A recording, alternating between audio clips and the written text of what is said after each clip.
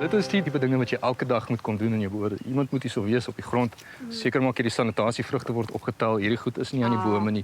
Jou besproeiing loop reg. Elke liewe moontlike plaag wat jy het wat jou oes vir daai jaar kan negatief impak op hê, moet jy aanspreek. So jy sê jy het eers 2 jaar terug met die suurlemoene begin. Hoekom eers 2 jaar terug? Want die plaas is al baie ouer as dit. Die plaas is al lank in die familie nou en my oupa het al die sitrus opgebou tot waar dit is, maar 2 jaar terug het ek die oproep gekry dat hulle gaan likwideer en oornag het ek gegaan van 'n jagondernemer na 'n sitrusboer toe. Maar hoe leer jy? Waar begin jy as jy nou oornag skielik 'n nuwe boer raak? Jy begin Waar dit. begin jy? Jy begin dit. As jy nie 'n keuse gelaat word nie, jy vat net elke dag soos wat dit kom. En moenie bang wees om vrae te vra nie. Dit is aarde. Hier is so 'n sterk sitrusarea. My buurmanne is ongelooflik vol inligting. Ek kom gelukkig goed genoeg oor die weg met hulle om net die foon te kan optel en sê, "Hoor, wat gaan hierso aan? Wat moet ek doen? Ek pak die koelbox bier is op my. Kom ry saam met my draai en kyk wat hierso aangaan." Net vra die vrae. En mense is so gewillig om inligting te deel.